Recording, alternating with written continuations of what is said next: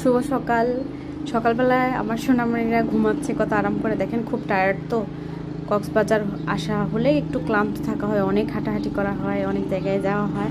তাছাড়া বড় একটা জার্নি ছিল, বাচ্চারাও টায়ার্ড, আমরাও টায়ার্ড। বাচ্চারা একটু ঘুমাচ্ছে, তো একটু ঘুমানোর সময় দিচ্ছি। সকালবেলা এই জলতরঙ্গ হোটেলে ব্রেকফাস্ট শুরু হয়ে যায় 7টার পর থেকেই। তো আমরা একটু লেট করে আসতে পারলাম কারণ ওরা ঘুমাচ্ছিল। অনেকেই হোটেলের রিভিউটা জানতে চাচ্ছিলেন যে আমার হোটেলের ডিটেলস। আজ আমি আছি হচ্ছে লাবণী পয়েন্টে। এটা জলতরঙ্গ হোটেল। কক্সবাজার যারা এসেছেন আমার মনে হয় সবাই চিনেন। হোটেলটা খুবই ভালো এবং বিচের একদম কাছে। এটা হচ্ছে হোটেলের রেস্টুরেন্টটা অনেক বড় সড়ো আর একদম সি ভিউ। পুরা রেস্টুরেন্ট থেকেই সাগর দেখা যায়। খাবার দাবারগুলো দেখিয়ে দিচ্ছি কি কি আছে। আর আমাদের রুম ভাড়া সম্পর্কে আপনারা জানতে চাচ্ছিলেন। আমরা যে রুমটাতে উঠেছি এটা সি ভিউ। রুমটার ভাড়া হচ্ছে পার ডে 35% ডিসকাউন্টে 10,500 টাকার মতো পড়েছে আর কি, 10,700 সম্ভবত। তো রুমের সাথে সাথে কমপ্লিমেন্টারি ব্রেকফাস্টটা আছে, এজন্য ব্রেকফাস্ট করতে চলে আসলাম। এখানে মোটামুটি খাবার দাবারের টেস্ট ভালোই ছিল। অন্যান্য আমি কক্সটুডেতে যা খেয়েছিলাম তার চেয়ে এখানকার খাবার দাবার একটু মান ভালো। আমি কক্সবাজার এসে যত রেস্টুরেন্টে খেয়েছি আমার কাছে সবচেয়ে কক্সটুডের খাবার বাজে লেগেছিল। ওইটার চেয়ে এখানকারটা ভালো। জলতরঙ্গের খাবারটা আমার কাছে খারাপ লাগে নাই। এখানে স্যুপ আছে, রুটি আছে, প্লেন রুটি, পরোটা, তারপর হচ্ছে পাউরুটি। ডেজার্ট এখানে ছিল শাহি টুকরা, ফিরনি ছিল। তারপর বাচ্চাদের জন্য বেকারি কিছু আইটেম এখান থেকে নিতে পেরেছিলাম কারণ বেকারি আইটেমগুলো ভালোই ছিল। কেক, তারপর হচ্ছে বান, এগুলো ছিল আর কি। আর এমনিতেই পরোটার সাথে যে আলুর একটা তরকারি ছিল ওটা আমার কাছে ভালো লেগেছে। চাউমিন আমি টেস্ট করি নাই, বলতে পারছি না। আর জুস ছিল 2 ধরনের, পাপায়া জুস আর হচ্ছে ওয়াটারমেলন জুস। আর এখানে লাইভ এগ খাওয়ার জন্য ব্যবস্থা আছে, যেভাবে খুশি এখানে বললে ওরা ওরকম করে ফ্রাই করে দেয় বা পোচ করে দেয়, অমলেট করে দেয়, মামলেট করে দেয়, যে যেভাবে খেতে চায় আর কি। চিজ দিয়েও অমলেট করে দেয়, তো ওইরকম করে খাওয়া যায়। এটা মোটামুটি সব রেস্টুরেন্টেই থাকে, হোটেলগুলোতে যে রেস্টুরেন্টগুলো আছে আর কি। তো এই জিনিসটা আমার কাছে প্রতিবারই অনেক ভালো লাগে। আমি দাঁড়িয়ে দাঁড়িয়ে কতক্ষণ দেখি, তারপরে ফ্রেশ 2টা ডিম খাই, অনেক মজা লাগে।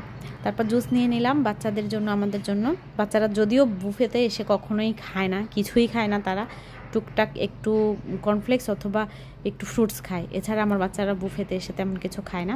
তো আমাদের কাছে ভালো লাগে, আমরা মোটামুটি একটু একটু করে ট্রাই করি সব কিছু। তবে এখানে আমি যা খাবার খেলাম আমার কাছে সবচেয়ে বেশি এই শাহি টুকরাটা ভালো লেগেছে। এছাড়া ভুনা খিচুড়ি, চিকেন আইটেমের যে তরকারিগুলো ছিল, তারপর হচ্ছে ভাজি, সবজিও ছিল। সব কিছু আমার কাছে অ্যাভারেজ লেগেছে, ওরকম আহামরি কিছু না, মোটামুটি আর কি। তবে একদম খারাপ না, মোটামুটি ছিল। এর মধ্যে মিষ্টি আইটেমের ভিতরে এই শাহি টুকরাটা খুব ভালো লেগেছে।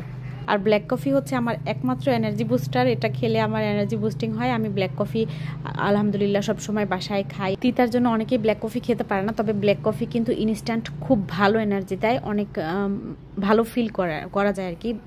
দুধ কফি বা দুধ দিয়ে চা খেলে কিন্তু ওই এনার্জিটা বুস্টিংটা হয় না। আমার মনে হয় শরীরটা ভারী হয়ে যায়, আর ব্ল্যাক কফিটা খেলে শরীর ভালো থাকে। তো এইদিকে 2 বাচ্চা দেখেন বাবাকে কিভাবে খাইয়ে দিচ্ছে। ওরা এরকম শুকনা কর্নফ্লেক্স খাচ্ছে, দুধ দিয়ে কর্নফ্লেক্স ওরা খায় না।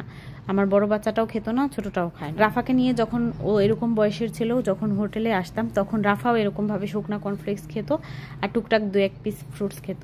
তো পিচিটারও একই অবস্থা, ও সেম। সমুদ্রের একদম পাশে হোটেলগুলা রুম নিলে কি সুবিধা হয়, যখন তখন বিচে চলে যাওয়া যায়, একদম যারটা খুশি একাও বের হয়ে যাওয়া যায়। খুবই ভালো লাগে এটা। একদম আমার হোটেলের অপোজিট, ওই যে পিছনে দেখা যাচ্ছে আমাদের হোটেলটা। তো সামনে এখানে বাচ্চাদের কিছু লাগলে গিয়ে আনা যাচ্ছে, মানে অটো ভাড়া করে আর বিচে আসা লাগছে না।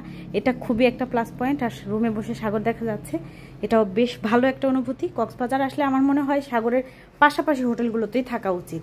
একটু টাকা বেশি খরচ হলেও সাগরের পাশে যে হোটেলগুলো, ওইগুলোতে থাকলে অনেক সুবিধা আছে। কক্সবাজারের যে আসার মজাটা, আসল মজাটা পাওয়া যায়। আর ছোট বাচ্চা কাচ্চা থাকলে হোটেলের আশেপাশে থাকলে কিন্তু একটা রিল্যাক্সও ফিল হয়, মেন্টাল একটা শান্তি পাওয়া যায় আর কি।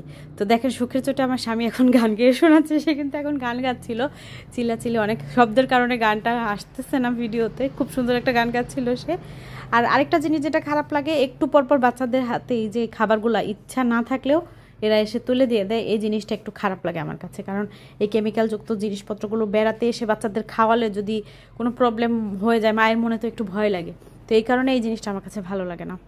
বাচ্চা হওয়ার আগে আমি সাগরে নেমে অনেক ঝাপাঝাপি করতাম। যখন থেকে রাফা হয়ে গেছে তারপর থেকে আর সাগরে নামতে ইচ্ছা হয় না, কেন জানি না। জীবনের প্রতি খুব মায়া বেড়ে গেছে বাচ্চা হওয়ার পরে। মনে হয় জীবনটা অনেক মূল্যবান, অনেক সুন্দর।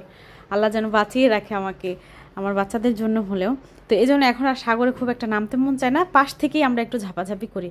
তো এখানে আমরা স্যান্ডেল কেনার জন্য একটু বিচ মার্কেটে গিয়েছিলাম। সবগুলোর দোকান এখনও খুলে নাই। টুকটাক বাচ্চা খেলার জন্য যা যা লাগবে এখানে আসলে প্রত্যেকবারই কিছু আইটেম কিনে, কমন বালু দিয়ে খেলার জন্য ওগুলো কিনে নিয়ে চলে আসলাম। এখন বাচ্চা কাচ্চা একটু খেলাধুলা কিছুক্ষণ করার পর হোটেলে আবার চলে যাচ্ছি। ও আবার সুইমিং পুলে একটু গোসল টোসল করবে, সেজন্য আমার সুইমিং পুলে নামতেও ভালো লাগে না। সত্যি কথা যেটা, আমি সবসময় দেখি ওরা গোসল করে, আমি দেখি আমাকে নামার জন্য অনেক রিকোয়েস্ট করে। আমি আমার মেয়ে হওয়ার আগ পর্যন্ত আসলে এগুলো করতে অনেক পছন্দ করতাম, কেন জানি না এই ভালো লাগাগুলো এখন ফিকে হয়ে গেছে। আর জলতরঙ্গ হোটেলের যারা রিভিউটা পুরো দেখতে চাচ্ছিলেন, সুইমিং পুলটা কিন্তু দেখে নেন। আমি হোটেলের রেস্টুরেন্টটাও দেখালাম। আর এটা হচ্ছে 6 তলায় সুইমিং পুলটা, আর 3 তলায় হচ্ছে রেস্টুরেন্ট। তো আমরা এখন সুইমিং পুলে চলে এসেছি। বাচ্চারা দেখেন কি খুশি, বাচ্চার চাইতে বাচ্চার বাবা আরও বেশি খুশি। সে সুইমিং করতে অনেক বেশি পছন্দ করে, আসলে সাঁতার জানে তো। আর যেসব বাচ্চাদের একটু ঠান্ডার প্রবলেম আছে তারা এরকম বাচ্চাদের সুইমিং পুলে নামানোর আগে অবশ্যই একটা শাওয়ার ক্যাপ মাথায় দিয়ে দিবেন, তাহলে আর কোনো ঝামেলা হবে না। তবে একটা সমস্যা আছে, এটার মধ্যে জাকুজির ব্যবস্থা নাই, গরম পানির ব্যবস্থা নেই এখানে সুইমিং পুলে। এই জিনিসটা আমার কাছে একটু কষ্ট দিয়েছে। গরম পানির ব্যবস্থা হলে বাচ্চাদেরকে একটু নিশ্চিন্তে সুইমিং পুলে নামিয়ে দেওয়া যায়। এমনিতেই শীতকাল খুব ঠান্ডা, গরমকালে আসলে আবার মজা পাওয়া যেত। সুইমিং পুল থেকে ভিউটা কিন্তু অনেক সুন্দর, একদম ইনফিনিটি ভিউ আছে।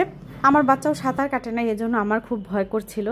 তোর বাবার আবার খুব সাহস, সে ও আমাকে নামতে বলতেছে, আমার ছোট বাচ্চাকেটাও দিতে বলছে। আমি তো দেই নাই ওকে, কিছুতেই দিব না। আমি ওকে কোলে নিয়ে বসে বসে ভিডিও করছি আর বলছি তোমরা যত খুশি সুইমিং করো। তো ওইখানে আমি বসে একটু ভিডিও টিডিও করতে করতে আশপাশটা ঘুরে দেখতে দেখতে ওদের গোসল করা অলরেডি হয়ে গেছে। আর আপনাদের এখানে একটু দেখিয়ে দিচ্ছি, এখানে বসে বসে কিন্তু গল্প টল্প করার মতো জায়গা আছে। পরিবেশটা খুবই সুন্দর করে সাজানো গোছানো, বেশ ভালো। আর ভিউটাও চমৎকার, ভালো লাগবে ইনশাল্লাহ কেউ আসলে। আর আমার বাচ্চাকে আমি গোসলের পর সবসময় একটু রোদে দাঁড়া করিয়ে রাখি, এতে করে ঠান্ডার প্রভাবটা গায়ে পড়ে না। আরও মজার মজার অনেক ব্লগ সামনে আসছে, গোসলের পর একটু রোদে দাঁড়া করিয়ে রাখলাম, আলহামদুলিল্লাহ এতে কোনো প্রবলেম হয় না। কোথায় কোথায় খাওয়া দাওয়া করলে মজা পাওয়া যাবে, ভালো খাবার কোথায় আছে সব দেখাবো, সাথে